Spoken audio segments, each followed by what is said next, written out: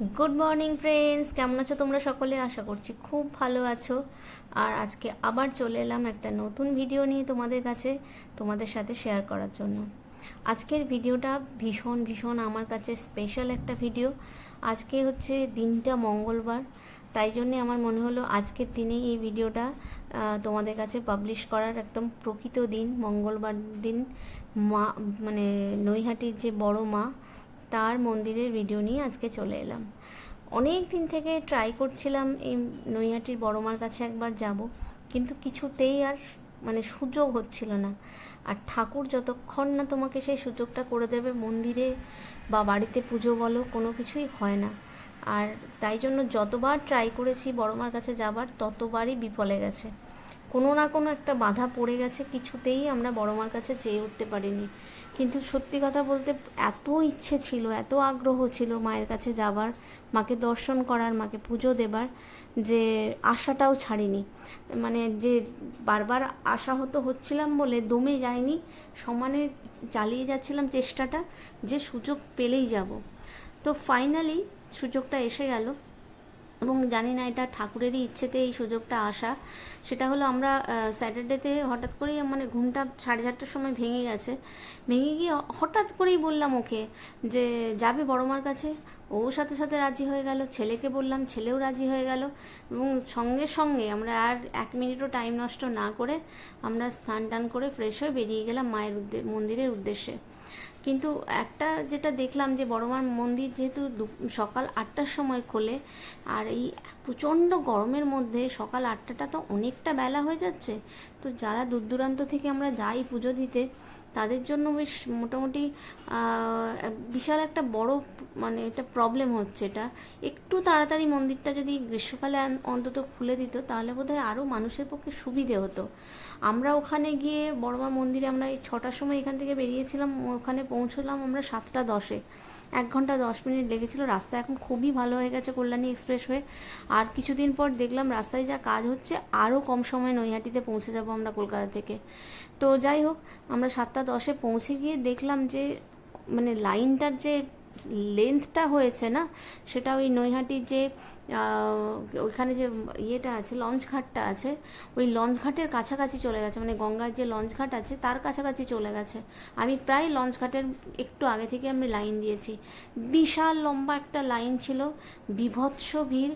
আর যেহেতু মন্দিরটা 8টার আগে খুলছে না, তাই আমি ওই যে 7টা 15 থেকে লাইনটা দিলাম, ওই 45 মিনিট একদম ঠাই ওই রোদের মধ্যেই দাঁড়িয়ে থাকা। যখনই মন্দিরটা খুলে যাচ্ছে, লাইনটা রানিংয়ে চলে যাচ্ছে, তখন কিন্তু আর বেশিক্ষণ অপেক্ষা করতে হয়নি।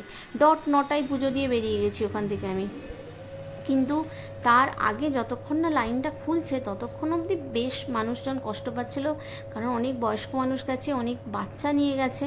হ্যাঁ, তবে একটা সুবিধে, প্রত্যেকে তো বাড়ি থেকে অনেক লোকজন গেছে, তাই ওই রোটেশনে কেউ গিয়ে বসছে, কেউ এসে দাঁড়াচ্ছে, এরকম করে করে হচ্ছিলো। আর আমার ক্ষেত্রে যেহেতু লাইনে আমি একাই দাঁড়িয়েছিলাম, একাই আমি পুজো দিয়েছি, তাই আমার ওই ফেসিলিটিটা পাওয়ার কোনো চান্সেসই ছিল না, যে আমি একবার গিয়ে একটু দাঁড়াবো একটু ছায়াতে, আবার একজন আমার হয়ে দাঁড়াবে, কিংবা আমি তোমাদের জন্য যে একটি প্রপার লাইনটার ভিডিও করব, সেটাও আমি পারিনি। কারণ যেহেতু আমি একা লাইনে দাঁড়িয়ে আছি, আমি লাইন থেকে একবার বেরোলেই মোটামুটি ওই জায়গাটা অকুপাই হয়ে যাবে।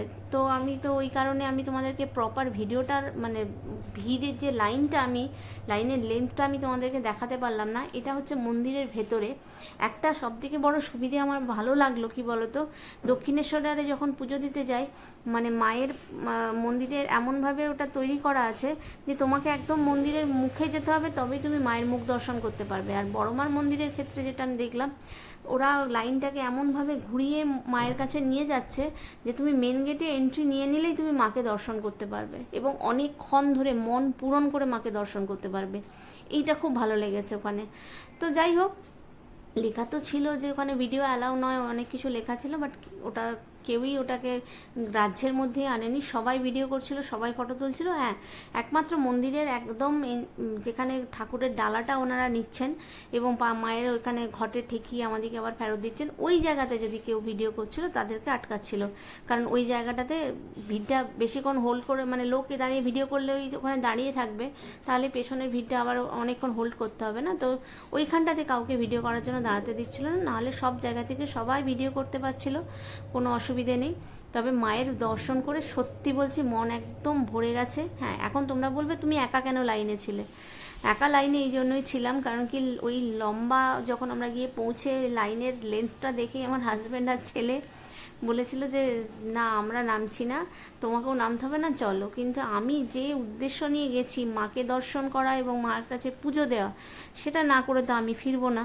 তাই জন্য আমি বললাম তোমরা গাড়ি নিয়ে এদিক ওদিক যেদিকে পারো ঘোরো, আমার কোনো আপত্তি নেই, পুজো তো আমি দেবই লাইনে দাঁড়িয়ে, তোমরা তোমাদের মতো মানে ঘোরো, তোমাদের আমি কোনো অসুবিধা করব না, আর আমাকেও তোমরা ডিস্টার্ব করো না যে পুজো দেবো না, পুজো দিতে হবে না, চলো, এইটা বলবে না, তাহলে এর থেকে মহাপাপ আর হবে না কিছু, যে পুজো তো আমি দেবই।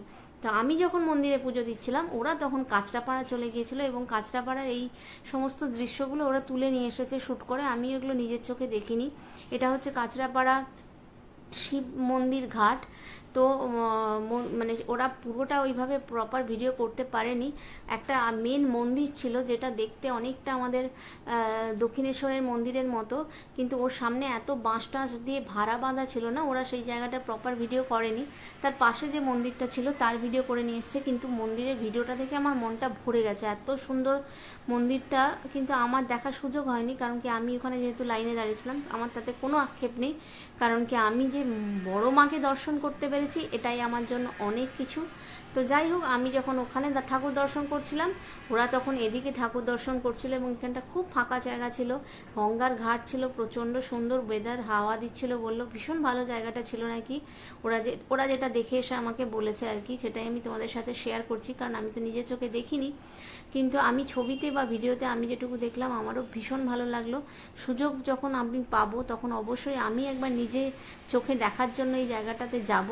কিন্তু এই মুহূর্তে দাঁড়িয়ে সেই দিন মানে এই লাস্ট স্যাটারডেটা আমার কাছে একদম সত্যি কথা ঠাকুরের আশীর্বাদ হয়ে গেছে যে আমি মায়ের কাছে যেতে পেরেছি, নৈহাটির বড় মায়ের কাছে আমি ফাইনালি যেতে পেরেছি, ওটাই আমার কাছে একটা বিশাল ব্যাপার ছিল। তো যাই হোক, সেই ছোট্ট ভিডিওটাই নিয়ে এলাম তোমাদের কাছে।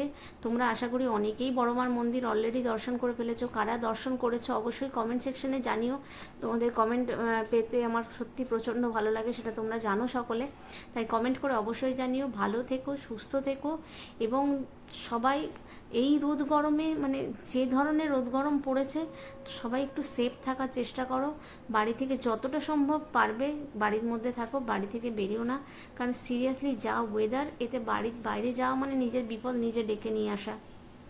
তো আমাদেরকে তো এই ভিডিও শুটিংয়ের জন্য স্যাটারডে সানডে আমাদেরকে অনেক সময় বেরোতেই হয়, আমাদের কোনো অপশন নেই, কারণ এটা আমাদের কাজ, করতেই হবে। কিন্তু যাদের একেবারে দরকার নেই, দরকারের বাইরে, দরকার থাকলে তো বেরোতেই হবে, দরকারের বাইরে বেরিও না।